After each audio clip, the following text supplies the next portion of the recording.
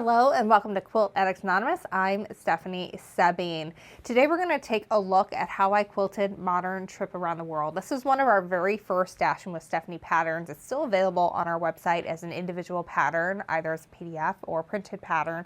What I love about it is that the focal point is shifted from the center for a normal Trip Around the World quilt to the upper left. So it goes together a little bit differently, but it's still Bargello style. And it's not hard as long as you are organized enough to kind of keep track of it. And we cover that in the video tutorial that goes along with that you can watch over at academy.quiltaddictsanonymous.com. Included in that course is now going to also be the quilting portion of it. This is, I believe, the third time that we have remade this quilt, and I quilted it the same way every time. Sometimes when I quilt a quilt, I just feel like that's the way that it's going to look fantastic every single time. Sometimes I switch it up. It just kind of depends on how I'm feeling. But this one uses a combination of Slim and Archie, the rulers from Creative Grids designed by Angela Walters. And we have an entire course on quilting with rulers if that's something that's new to you and you want to give it a go. And it covers how to do it on your long arm and your home sewing machine. And this is definitely one that you could do on that. Real quick, before we get any further in this, we do have kits of this available if you love it. These are totally my colors, and my team is absolutely going to be fighting over this. We give away our samples that we create over the year at our Christmas party each year, and it's kind of a white elephant that everyone wants to get. So this and one other are like going to be the hot ticket items this year. So make sure you grab one while you can. I love how this came together. The other thing that I want to call attention to is the thread color. I use celery green. I use celery green often as my neutral thread when I am quilting, and it's because green is a neutral, and a lot of people don't think that until they see how it mixes with everything. And I actually did like a little TikTok to show how well this looks, because obviously it's going to look good with the green, but it also looks good with the medium blue and the dark blue and even the white, because there's little hints of green in there too. And it's a little bit busier, low volume fabric, so it's perfect in this application and it looks really good. And that's fabulous when you're quilting if you can use one thread all over, because then you're not constantly switching and maybe dealing with tension issues when you do switch. So that is always a good thing to think about when you're going from there. One other thing that I'm going to show you guys before we get into the play-by-play, where you're going to actually see me quilt as I go. And what I do is I show you how to work up your path. And that is the biggest thing whenever you are quilting, is figuring out what your path is, so that way you can do it with as few of thread breaks as possible. So I'm going to show you in this little preview how I created the path for just the part that's going up.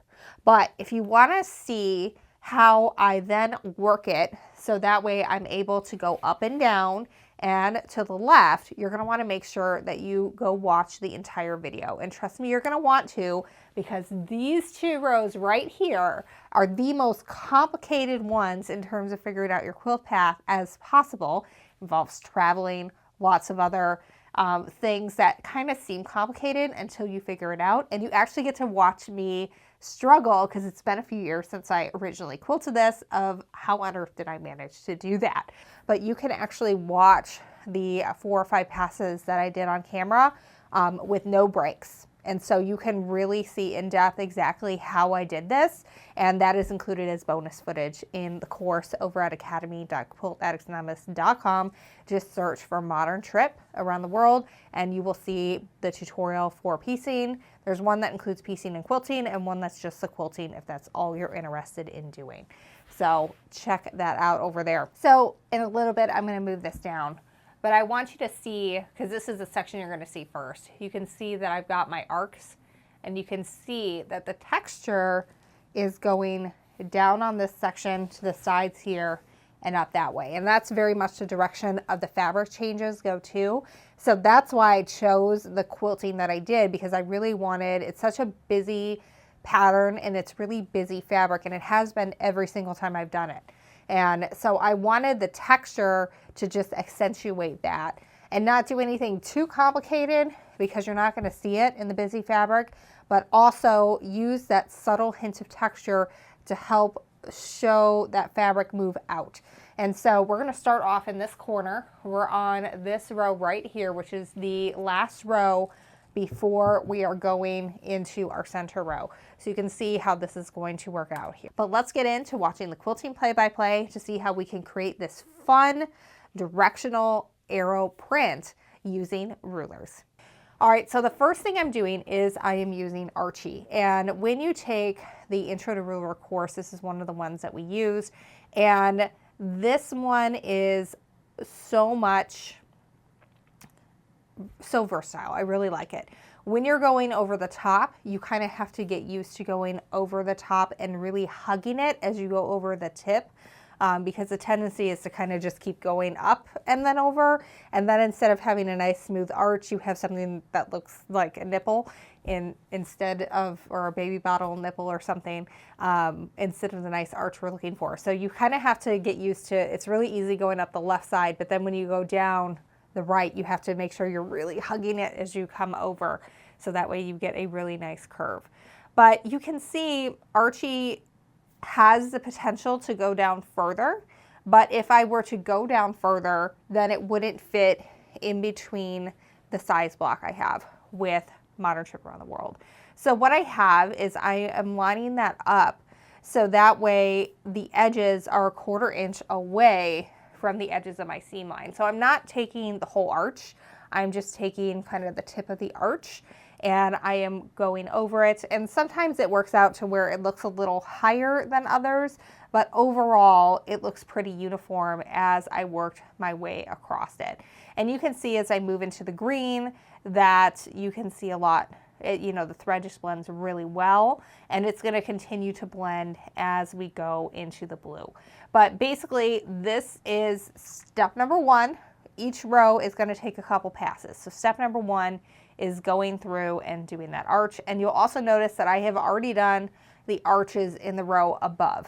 All right, so now I've got Slim out, and I'm starting way at the end again. And I'm starting at the bottom of that arch, and I'm going up to the tip of the next arch. And then I'm coming down again to the corner of the next arch, which is also the corner of the bottom of our piece. So I'm basically going up to the arch and down. And we're just going to repeat that going all the way across. So this part to me goes a little bit faster because you're not worrying about, things being off maybe at the tip of that arch. You kind of just get to line up your ruler. And the big thing whenever you're doing ruler work, and this is something we cover a lot in the course, is that you want to make sure that you're lining that ruler up 1/4 inch away from where you want to actually quilt. So when I move that ruler, I'm actually moving the bottom to where that piece is changing, which is going to be a little bit more obvious when we get into some of the darker fabrics and we start changing colors. But the reason why you want to have the arches done on the row above first is because we're going to have our point of our straight line hit the tip of that arch. One of our employees who is a Star Trek fan said that this is a Star Trek emblem. So basically the point of that needs to hit it. And that's what we're going for. And that kind of helps create kind of this wayfarer sign where we're kind of pointing it and kind of mixing textures here to sort of make that work. So that's it.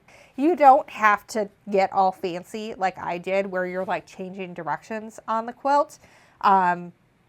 I did that simply because I really enjoy using my quilting decisions to help accentuate not just the fabric, but also the pattern choice. So again, this was really busy fabric all around. And so I knew I didn't want to do anything super complicated. Although if you've never figured out a path for a long arm before, this might seem ridiculously complicated. I promise it's not once you kind of get the hang of it. But mostly I wanted it to kind of help point out. And this quilt in particular, we've got our lighter fabric up here, and then it kind of bleeds out into the green, the blue, the dark blue, and then back to the white again.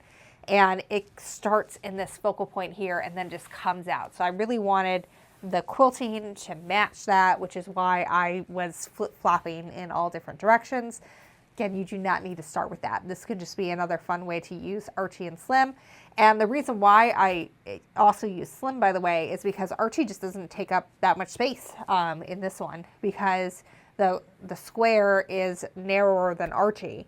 And so I could only get maybe 3/8 of the way up the block, which wasn't enough for me. Like, I like to have a more densely quilted look. And so I chose then to connect it to help make that look like more was happening. And so that's why I made the decisions I did. And I love the way it looks on Modern Trip to use these two combinations in this way to help accentuate that. Thank you so much for following along. We do have kits available for this while supplies last over at shop.quiltaddictsanonymous.com. So definitely make sure you check that out. And until next time, happy quilting.